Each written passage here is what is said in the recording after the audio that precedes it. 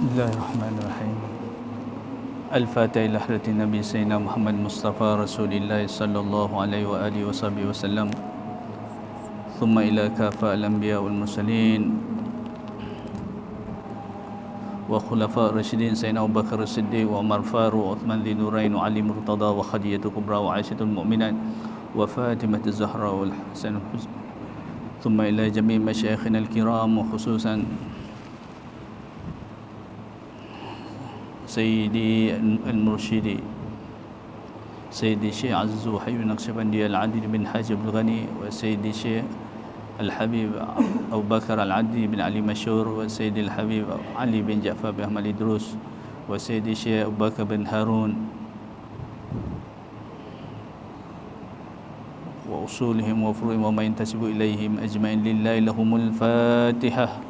أعوذ بالله من الشيطان الرجيم بسم الله الرحمن الرحيم الحمد لله رب العالمين الرحمن الرحيم مالك يوم الدين إياك نعبد وإياك نستعين اهدنا الصراط المستقيم صراط الذين أنعمت عليهم غير المغضوب عليهم ولا الضالين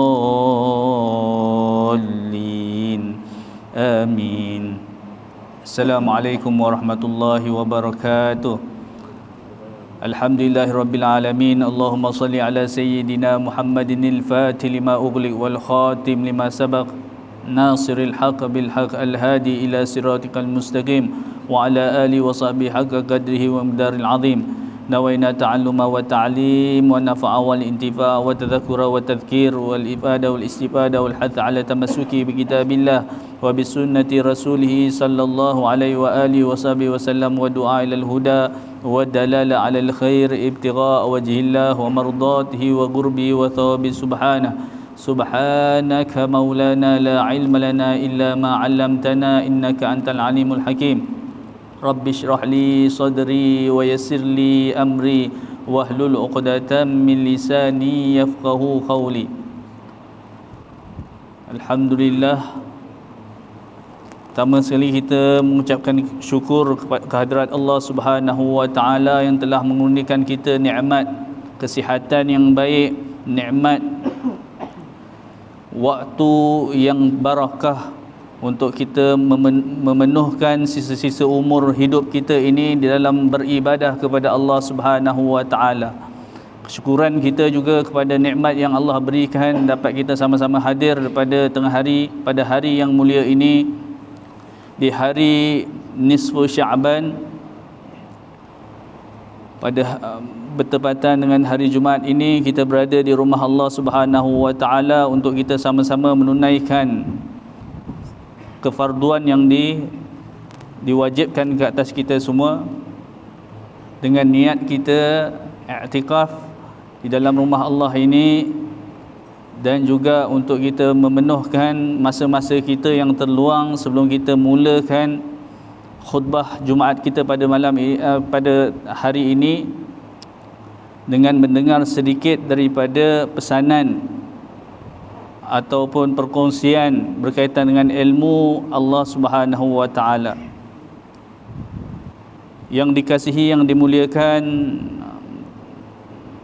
Nazim Masjid ayahanda kita Tuan Haji Husin bin Yusuf dan barisan AJK Masjid Taman Alam Jaya, dan yang dikasihi diraikan hadirin muslimin, semoga sentiasa di bawah rahmat Allah Subhanahu wa taala.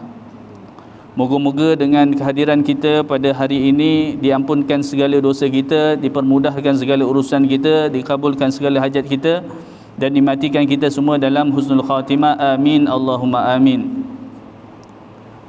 InsyaAllah pada hari ini kita akan membicarakan lagi satu ilmu dari ilmu-ilmu yang wajib ke atas kita mengetahuinya, seperti mana yang disabdakan oleh baginda Rasulullah sallallahu alaihi wasallam di dalam Ummus Sunnah ketika mana selesai malaikat Jibril alaihissalam bertanyakan tentang perkara-perkara berkaitan agama, Kemudian ditanyakan kepada Sayyidina Umar radhiyallahu anhu, siapakah yang datang itu? Dan dijawab oleh Sayyidina Umar radhiyallahu anhu, Allah dan Rasulnya saja yang mengetahui. Maka baginda Rasulullah sallallahu alaihi wasallam menerangkan, fa innahu Jibril atakum yuallimukum dinakum. Sungguhnya dia adalah Jibril yang datang kepada kalian untuk mengajarkan kalian akan agama kalian. Jadi disimpulkan oleh ulama di dalam hadis ini, ilmu yang wajib kita ketahui ada 4.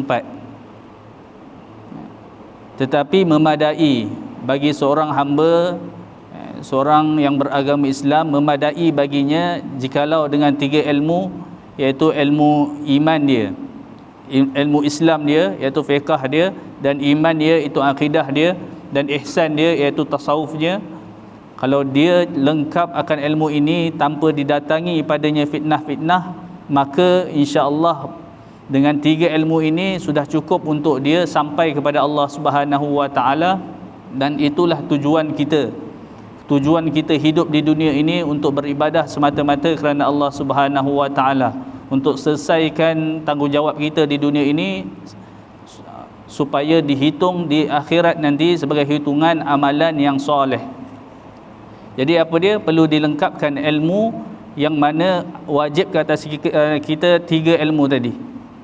Tetapi sebagai kita umat akhir zaman, perlu kita ketahui akan ilmu yang keempat, iaitu ilmu tanda-tanda kiamat, ataupun nama lainnya ilmu fitnah, atau nama lainnya ilmu fikir tahawulat, atau apa saja ilmu yang berkaitan tentang akhir zaman ini patut kita ketahui untuk kita membenteng akan Islam kita, membenteng akan iman kita, membenteng akan ihsan kita daripada diselewengkan oleh syaitan, oleh iblis dan wali-walinya.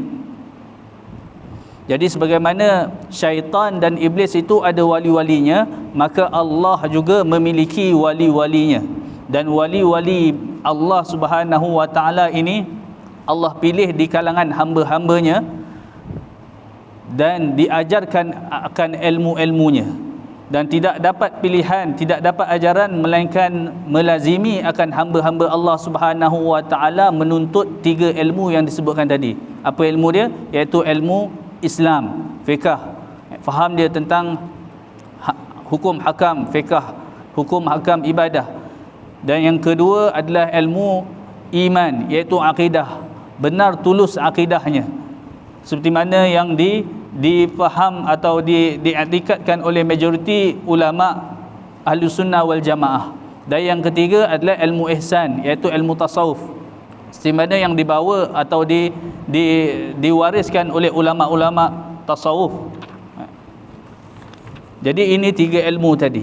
Jadi daripada 3 ilmu ini, apabila seorang hamba itu mempelajari, mendalami, mengamalkannya, maka Allah angkat darjat dia. Allah angkat darjat dia, jadilah dia salah seorang daripada kekasih Allah Subhanahu wa taala. Moga-moga kita semua tergolong daripada golongan tersebut, baik daripada kekasihnya ataupun orang yang mengasihi kekasihnya. Allahumma amin. Baik. Jadi dalam kita membicarakan tentang ilmu tanda-tanda kiamat, ilmu tanda-tanda kiamat ini tersusun di dalamnya 2 sunnah, iaitu sunnah mawaqif dan sunnah dalalah. Apa itu sunnah mawaqif? Sunnah mawaqif ini adalah pendirian baginda Rasulullah sallallahu alaihi wasallam, pendiriannya khulafa ar-rasyidin, pendiriannya para sahabat radhiyallahu anhum ajma'in, pendiriannya para tabi'in dan tabi'in yang mengikut jejak langkah mereka yang ihsan, yang baik sehingga ke hari kiamat, sehingga ke zaman kita sekarang ini. Jadi ini dipanggil sunnah mawaqif. Yang difokuskan di sini adalah pendiriannya baginda Rasulullah sallallahu alaihi wasallam dan pendiriannya khulafa ar-rasyidin dan pendirian kebanyakan daripada sahabat radhiyallahu anhum ajmain. Kerana apa? Kerana berlakunya fitnah pada zaman sahabat.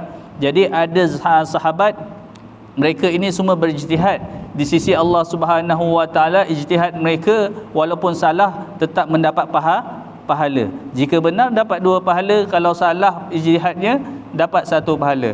Tetapi bagi kita umat akhir zaman ini wajib ke atas kita untuk mengikut mereka yang berijtihad dengan ijtihad yang betul, ijtihad yang benar seperti mana yang diisyaratkan ataupun diisyaratkan oleh baginda Rasulullah sallallahu alaihi wasallam. Jadi sunnah mawaqif kaitannya dengan keadaan kita zaman sekarang ni, iaitu dalam soal aspek yang sangat penting.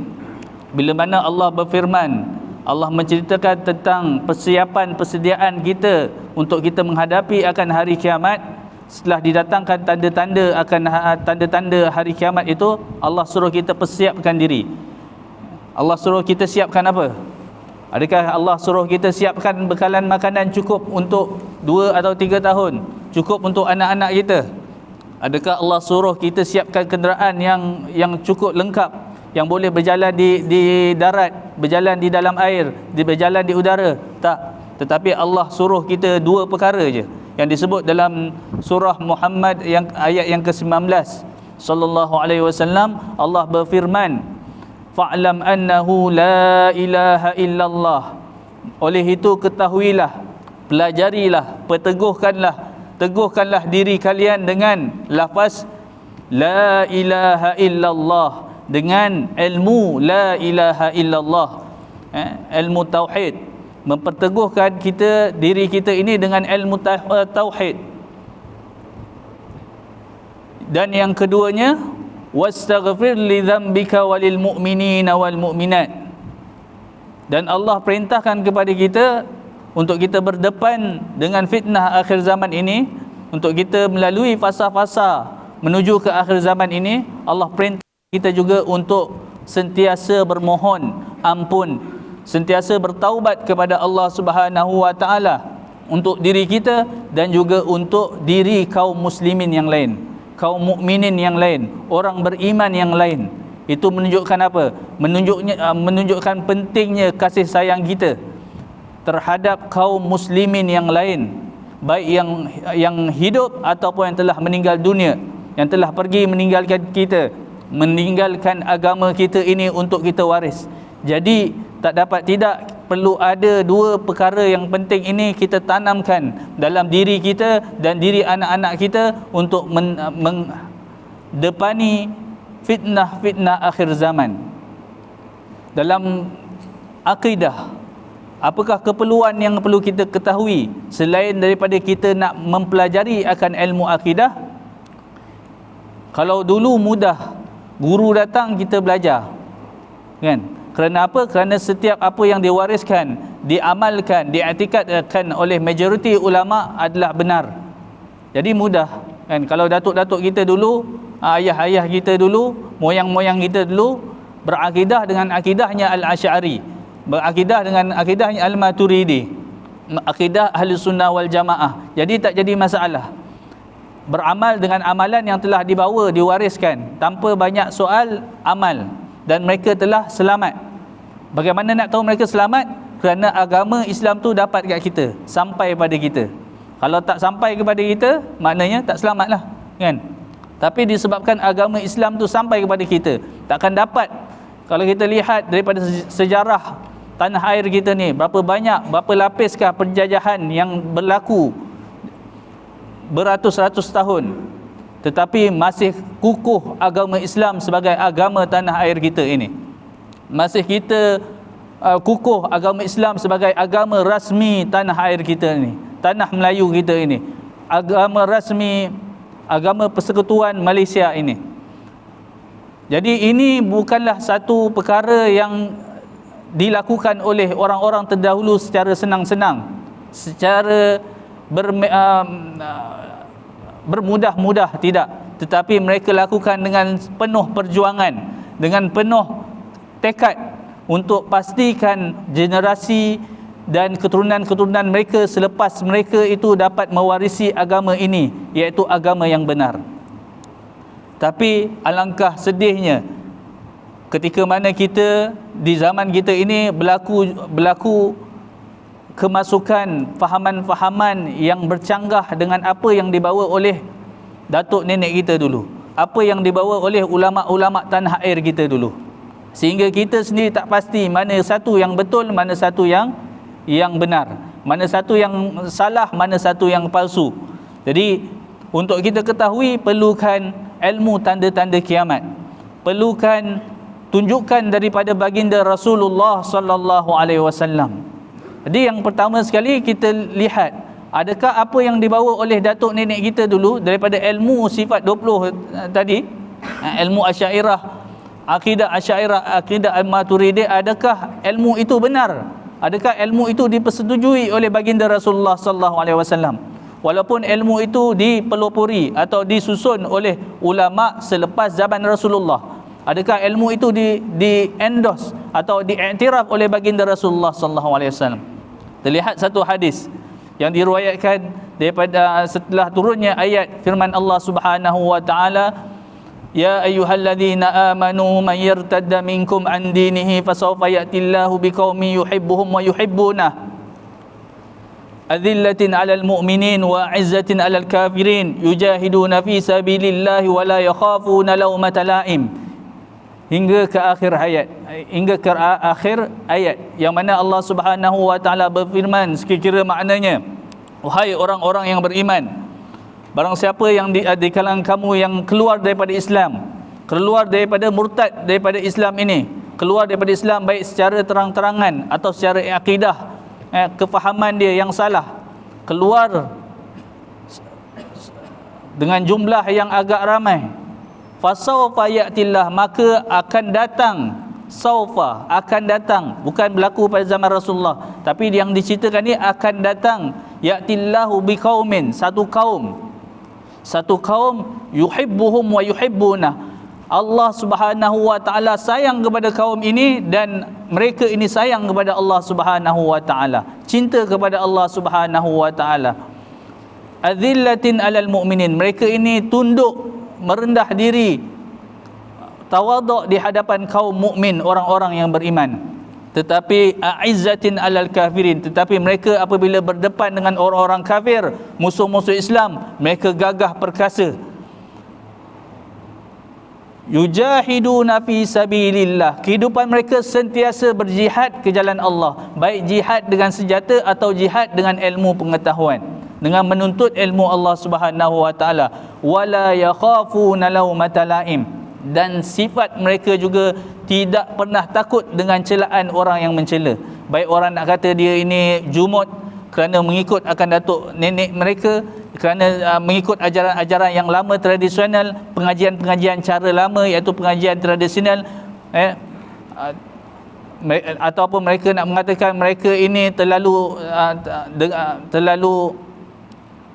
cara mengikut cara-cara yang lama, ataupun dengan apa saja perkataan, apa saja celaan yang dikeluarkan kepada mereka ini, mereka tetap teguh dengan ajaran Islam yang sebenar.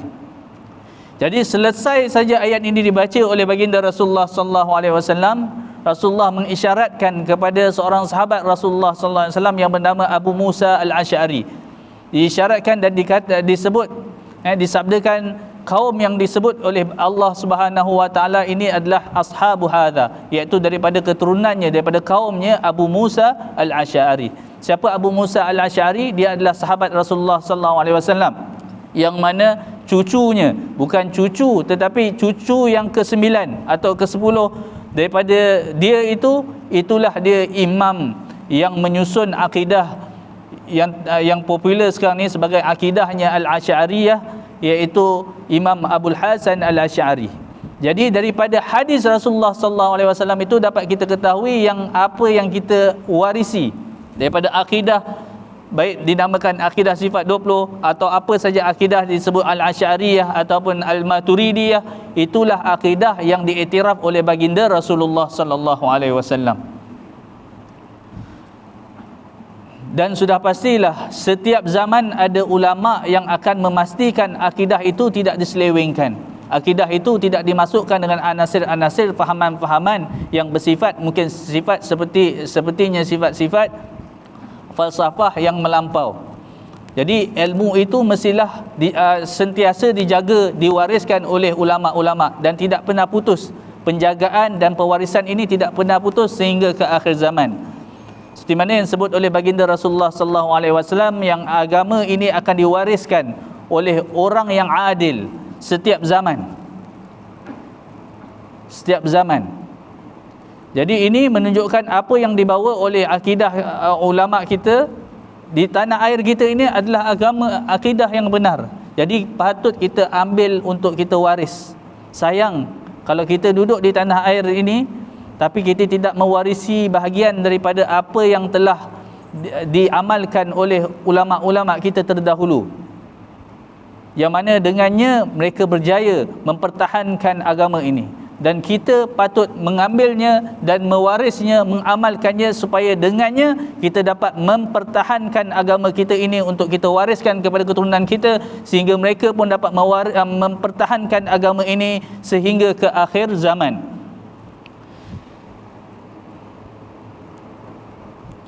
Dalam masalah akidah ini terdapat satu fahaman antara banyak-banyak fahaman. Terdapat fahaman yang mana tersasar daripada akidahnya ahli sunnah wal jamaah apabila ia menyerupakan Allah Subhanahu wa taala dengan rupa makhluk, dengan misal semisalnya makhluk, yang mana Allah berfirman dalam firman-Nya, laisa kamitslihi syai' wa huwas samiul basir. Tidaklah Allah Subhanahu wa taala itu semisal atau sama dengan mana-mana. Syai'un itu bermaksud makhluk, ma siwallah, selain daripada Allah itu adalah syai'. Tidak sesekali Allah itu sama dengan makhluknya.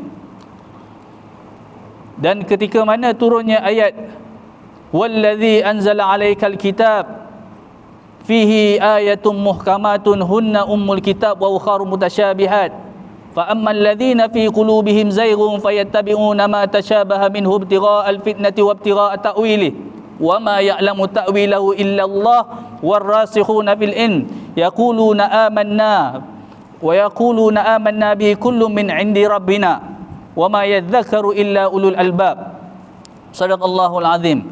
Ketika turunnya ayat ni, ditanyakan dalam Sunan Tirmizi, Sayyidina Aisyah radhiyallahu anha bertanyakan kepada Rasulullah sallallahu alaihi wasallam, "Ya Rasulullah, apa yang dimaksudkan? Siapakah golongan yang dimaksudkan dengan fa ammal ladzina fi qulubihim zayghun fayattabi'una ma tashabaha minhu ibtigha'al fitnati wa ibtigha'a ta'wili?" Siapakah yang dimaksudkan dengan manakala orang-orang yang hati dia cenderung kepada kesesatan, cenderung kepada perkara-perkara yang menyalahi akan jumhur ulama, menyalahi akan akidahnya majoriti, cenderung kepada akidah yang tidak dengan apa yang, dan dia suka akan mengikut perkara-perkara yang mutasyabihat. Disebut oleh ulama apakah yang dimaksudkan dengan perkara mutasyabihat. Dalam Al-Quran terdapat dua ayat, dua jenis ayat. Satu ayat muhkam, yang mana dengan kita baca saja kita dah boleh faham apa yang dibawa oleh Allah, apa yang dikhendaki oleh Allah Subhanahu wa taala. Dan satu lagi ayat mutasyabihat, yang mana tak dapat kita nak faham secara bermudah-mudah. Kita nak faham dengan mengambil secara terjemahan semata-mata, tak. Tetapi kita kena menyerahkan kepada ulama, mengambil apa yang diputuskan oleh ulama daripada tafsir ayat tersebut, daripada takwil ayat tersebut. Kerana apa? Kerana jikalau kita ambil begitu saja, disebut oleh ayat tadi, ada satu kumpulan yang suka mengambil ayat mutasyabihat ini untuk apa? Untuk mencari akan fitnah di dalam agama, perpecahan di dalam agama, dan suka mentakwil dengan takwil yang salah, cara takwil yang salah. Jadi bila ditanyakan Sayyidina Aisyah radhiyallahu anha kepada Rasulullah sallallahu alaihi wasallam, apa kata Rasulullah sallallahu alaihi wasallam kepada Sayyidina Aisyah? Fa idza ra'aitihim fa'arifihim. Jikalau kamu melihat akan orang tersebut, kamu akan tahu kamu akan kenal dia. Kamu akan kenal pasti keadaan dia.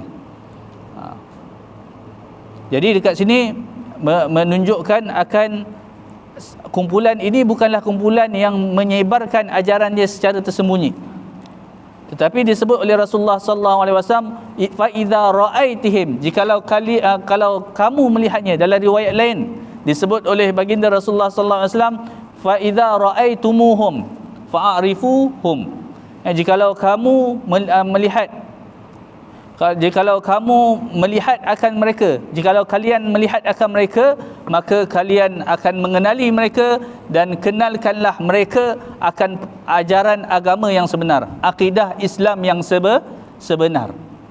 Ini yang dibawa oleh Rasulullah sallallahu alaihi wasallam. Jadi dalam perkara ini kita tak boleh nak ikut akan fahaman-fahaman yang memegang nas Al-Quran secara terjemahan semata-mata, tetapi perlulah mengikut apa yang diputuskan ulama, apa yang dibawa oleh ulama. Kerana apa? Kerana mengambil secara terjemahan ini boleh jadi tersasar daripada apa yang dikehendaki oleh agama. Dan ditanyakan oleh dan diriwayatkan oleh Sayyidina Aisyah radhiyallahu anha dalam hadis yang lebih kurang berkaitan dengan ayat ini juga.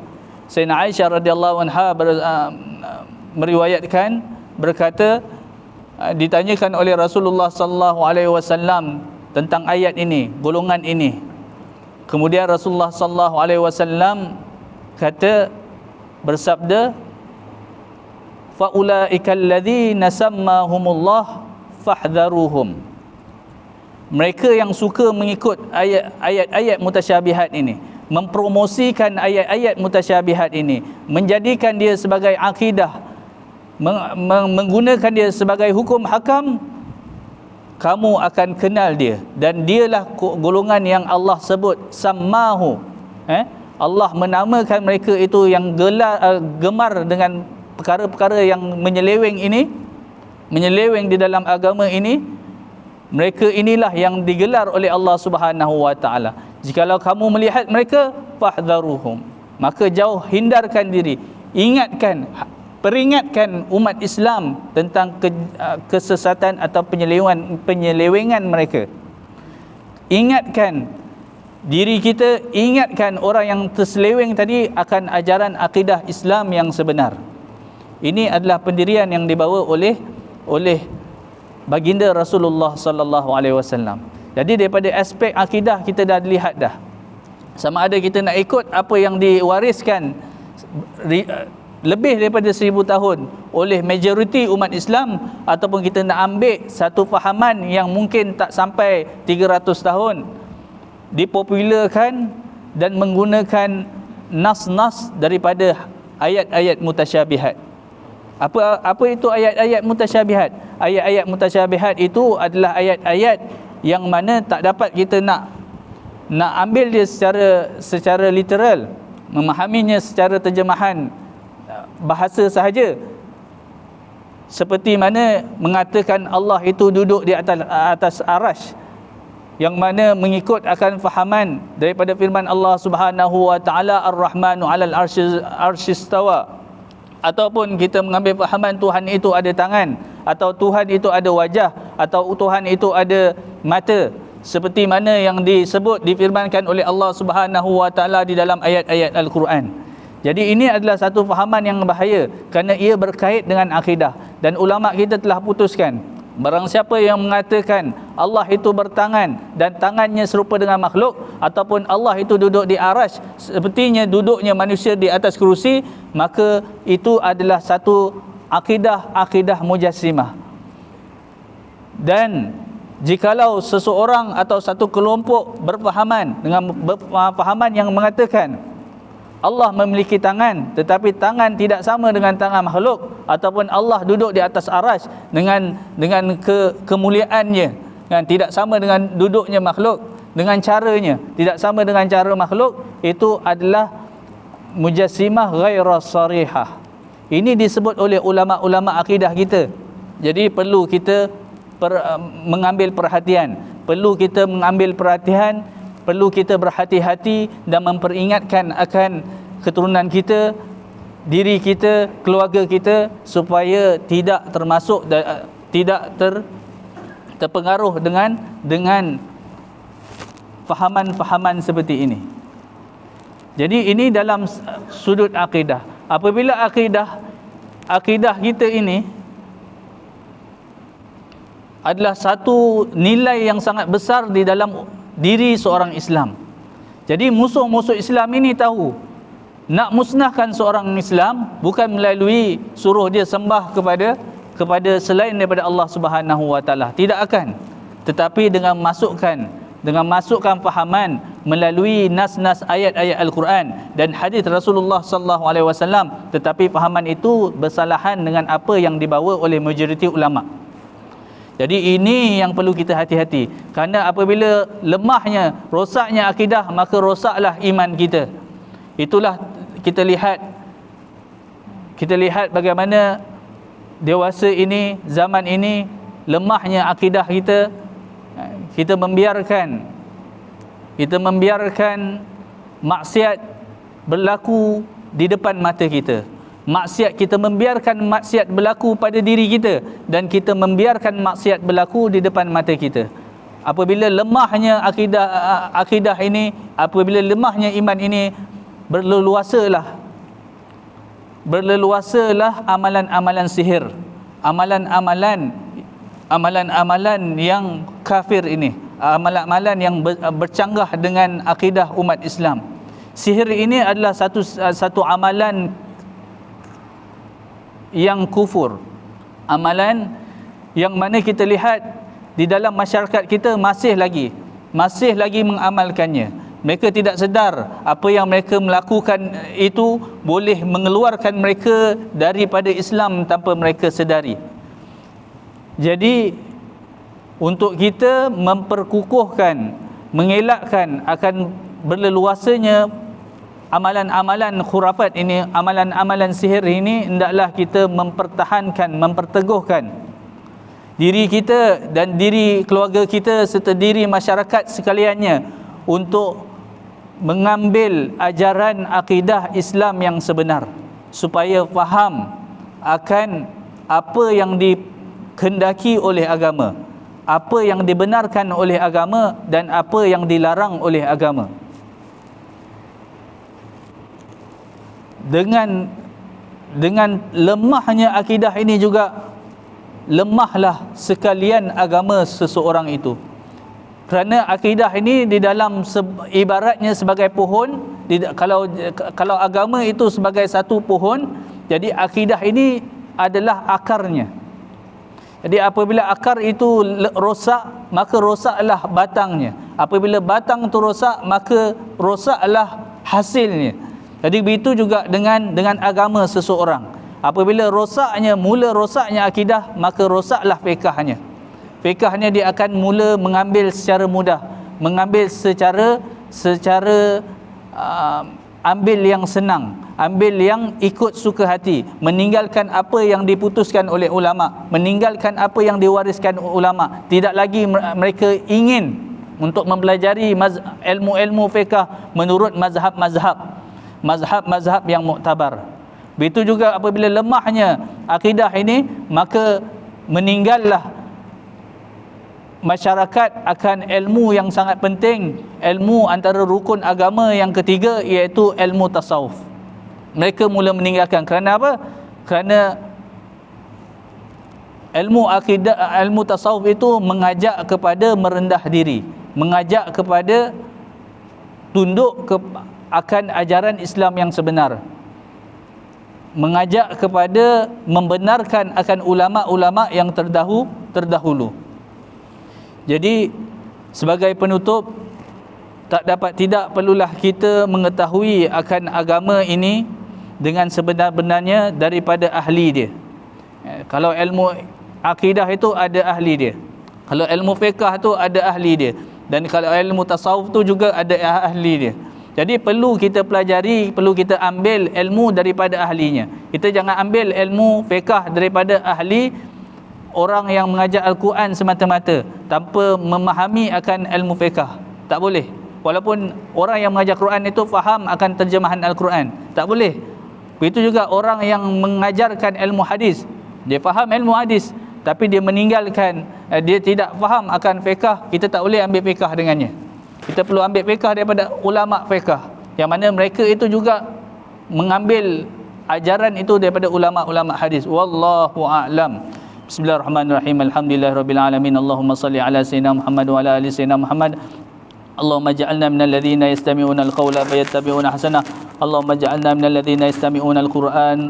Allahumma ja'alna minal ladzina man ta'allama al-Qur'an wa 'allama. Allahumma iftah lana ya Allah futuhal arifin wa faqihna fid din wa 'allimna ta'wil wa thabbitna fi hadha din bi kamal ilm wa kamal yakin waj'alna min qurrati 'ain li sayyidil mursalin. Ya Fattahu ya Alim, ya Fattahu ya Alim, ya Fattahu ya Alim. Wa sallallahu ala sayyidina Muhammad wa ala alihi wa sahbihi wa sallam walhamdulillahirabbil alamin. Maaf atas kelanjuran waktu.